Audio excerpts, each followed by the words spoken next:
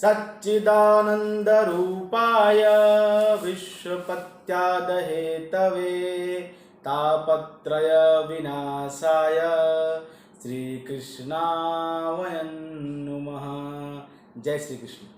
जन्माष्टमी 2020 के बारे में इस समय बहुत तरह की भ्रांतियां हमारे जनमानस में देखने को मिल रही हैं। कई फ़ोन आ चुके, गुरुजी व्रत कब रहें, कल रहें कि परसों रहें, 11 अगस्त की जन्माष्टमी है कि 12 अगस्त की जन्माष्टमी है। तो मैं सभी अपने दर्शकों को ये बता दूं कि जन्माष्टमी के विषय में हर बार एक तरह के नहीं अनेक तरह के विवाद विचार उत्पन्न होते हैं, लेकिन विचार विवाद तब उत्पन्न होते हैं जब लोगों को सही चीज़ें पता नहीं होती हैं।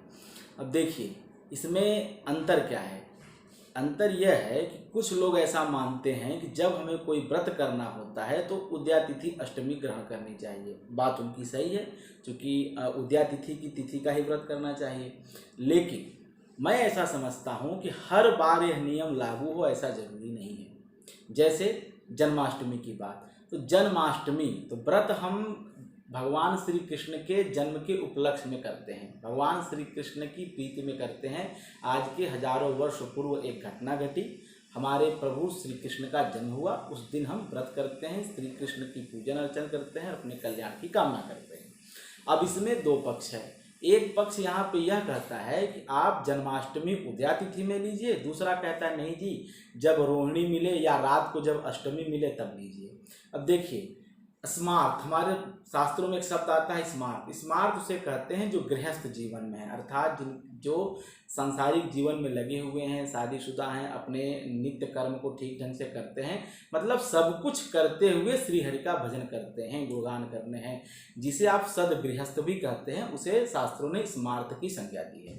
तो स्मार्तों के विषय में यहाँ पे यह पक्ष है कि जो लोग स्मार्त होते हैं, गृहस्थ होते हैं, वो रोहिणी युक्त या अष्टमी युक्त जन्माष्टमी का व्रत करते हैं। मतलब अगर अष्टमी रात को मिल जाए या रोहिणी नक्षत्र रात को मिल जाए तो उस दिन का व्रत करते हैं। और यह भागवत में भी आया है और यह युक्त भी है, मतलब यह सर्वमान्य भी है। और आप सोच के देखिए तो ये तर्क संगत भी लगता है कि भाई प्रभु का जन्म अष्टमी में हुआ तो अष्टमी रात को जब पड़े, क्योंकि हमारे प्रभु का जन्म मध्य रात्रि में हुआ था, तो जब अष्टमी में भगवान का जन्म होगा, मतलब जब मध्यरात्रि में अष्टमी पड़ेगी तभी जन्माष्टमी सदगृहस्थ मनाते हैं और भगवान के पैदा होने के पहले से ही व्रत रखते हैं। मतलब उस पूरा दिन, जिस दिन अष्टमी मध्यरात्रि में पड़ेगी उस दिन आपको व्रत रखना चाहिए, जो सदगृहस्थ हैं।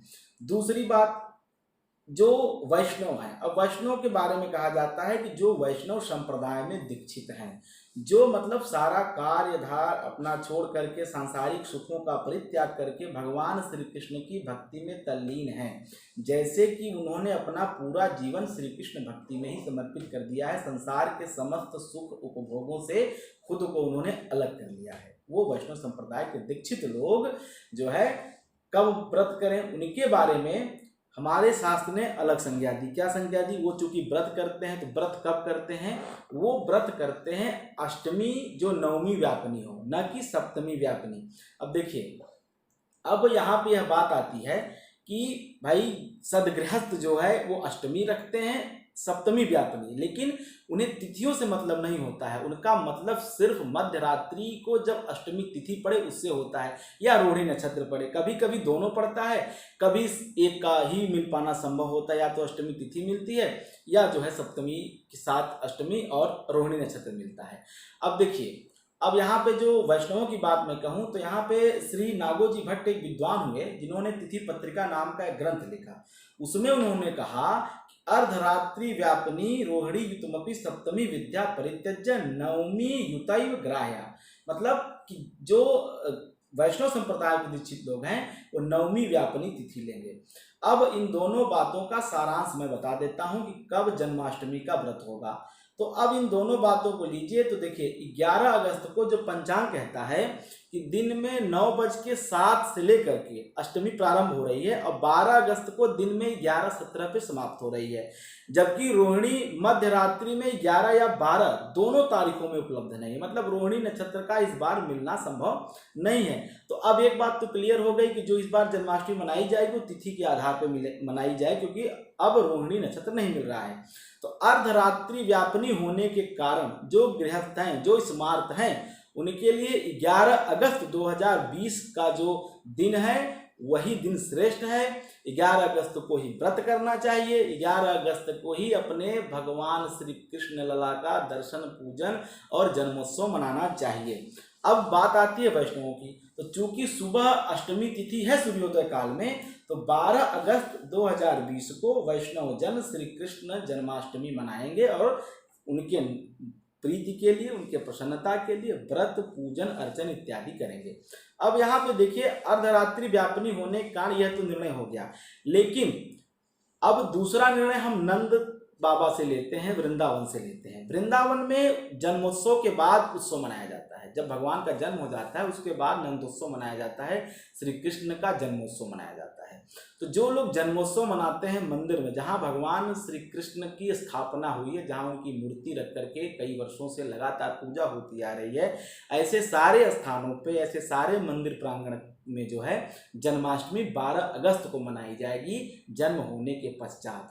यह बहुत आसान है समझने में कि जन्म उत्सव क्या है और जन्म कब हुआ, ये दो अलग अलग विषय हैं। कुछ लोग जन्म के बाद उत्सव मनाते हैं, कुछ लोग उनकी प्रतीक्षा में व्रत रखते हैं, उनका इंतजार करते हैं कि अब हमारे प्रभु इस धरती पर प्रकट होंगे और हम सबका कल्याण करेंगे। हमें लगता है कि हमने आपका श्री कृष्ण जन्माष्टमी के विषय में जो संदेह रहा वो दूर करने का प्रयास किया होगा, और आप इसी अनुसार, यदि आप गृहस्थ हैं तो 11 अगस्त को व्रत करें। यदि आप वैष्णव संप्रदाय में दीक्षित हैं, लगातार श्री कृष्ण भक्ति में लगे रहते हैं, तो आप 12 अगस्त का व्रत करें।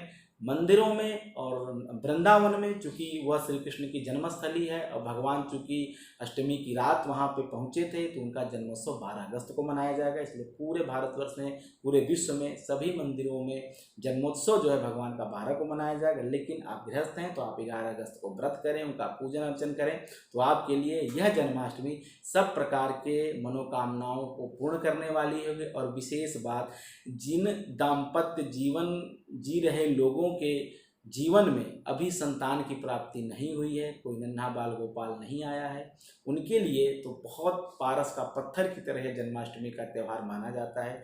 भगवान श्री कृष्ण के पास जाकर के एक चांदी की 8 अंगुल की बांसुरी समर्पित करें, निश्चित रूप से आपकी मनोकामना पूर्ण होगी।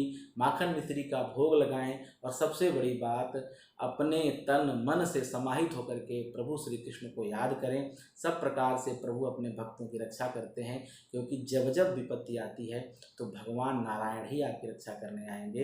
इन्हीं बातों को ख्याल रखते हुए भगवान श्री कृष्ण से आराधना करें, प्रार्थना करें। आपकी ये जन्माष्टमी शुभ हो। धन्यवाद।